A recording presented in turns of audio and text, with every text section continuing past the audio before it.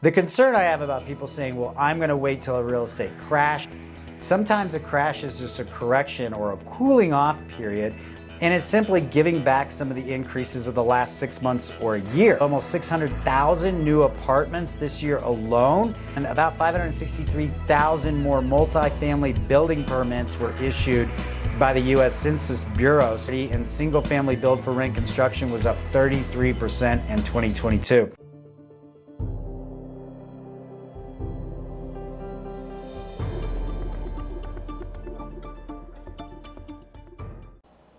Hi, this is Nathan. Welcome back to Independence Money. Today's topic, why are rents so expensive? So this video goes out to the over 35% of American households that are currently renting. You guys have seen a huge increase in rents. From like back in 2021, the average rent went from $1,500 to over $2,200 a month and is now pulled back to $2,053 according to the statistical link in the article below. So we've seen a little bit of a pullback, and I have some more good news at the end of this video. Certainly appreciate you guys subscribing. Welcome the new subscribers, and anytime you can hit that like button, it certainly helps our videos get found by more people like yourselves. So let's break this down on what's driving it. Let's start with what's not driving it. Unfortunately, against popular belief, the myth is just that. It's not big bad Wall Street. This one actually surprised me, but I found out less than 3% of houses are owned or bought this past year by major Wall Street corporations. The big push has come from individual investors or regional investment groups, and this is courtesy of the Age of Easy Money. I did a two-part breakdown of the PBS documentary on the end of Age of Easy Money.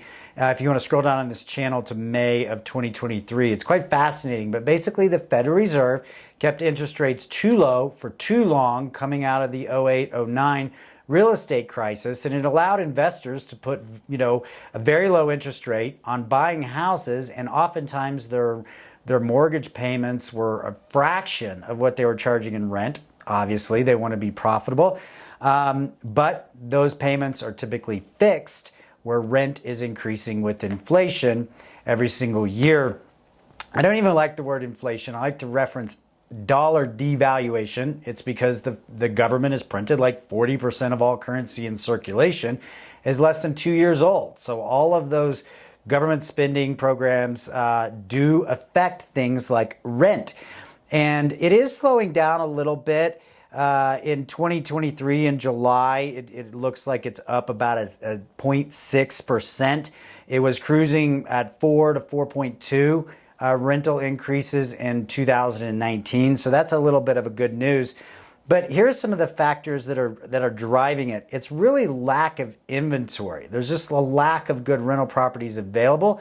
And there's a lack of homes for sale. And this was in a video I did last week on why the residential real estate market hasn't crashed, and the vast majority of mortgages are below 4%.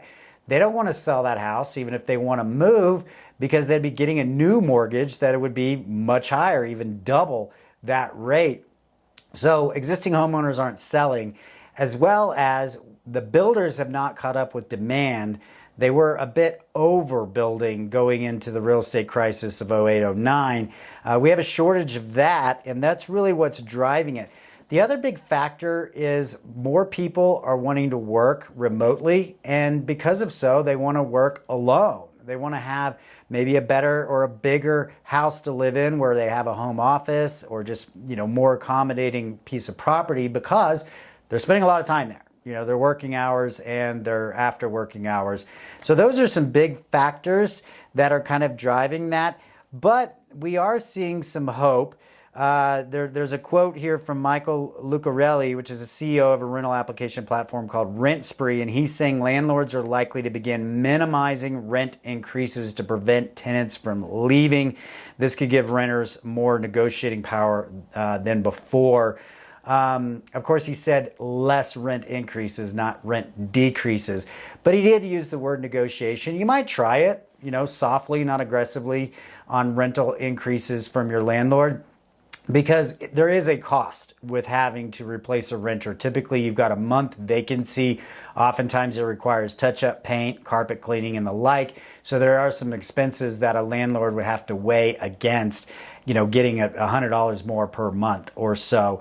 That could be definitely cheaper to forfeit that than to forfeit a month of not having a renter in it at all. So give it a shot. On the other thing, we're starting to see some gains of almost 600,000 new apartments this year alone, and about 563,000 more multifamily building permits were issued by the U.S. Census Bureau. So that's a big thing. The other big thing that we're looking at is there's now build-to-rent communities where the development is based on rental properties and accommodating that lifestyle. And they found that that's growing in popularity, and single-family build-for-rent construction was up 33% in 2022. So hopefully that gives you some help. And obviously, higher interest rates is not only affecting your ability to buy, but also investors' ability to buy. So there could be a silver lining on the higher interest rates. Time will tell. The concern I have about people saying, well, I'm going to wait till a real estate crash. Few points on that. One, sometimes a crash is just a correction or a cooling off period, and it's simply giving back some of the increases of the last 6 months or a year. But don't forget that they've been going up pretty solidly for 3 years. So if you've been waiting for 3 years, a pullback of 6 months or a year is still going to be a higher price than if you had jumped in the game 3 years ago. The second is if there is a major real estate pullback, historically, the Fed has cut interest rates, which then turns around and spurs demand and can push prices back up. Oftentimes, this is a very narrow window between a pullback and a surge if interest rates are in fact decreased. And obviously, back in the 2008 through 10 period, when we were in the midst of all of that, sure, prices pulled back, but good luck finding a bank that would have lent you any money. So that's a little concern I have for those that are in the perpetual waiting mode. Keep in mind, this is not individual investment advice, educational content only. Certainly appreciate any comments or thoughts you have. Y'all take care.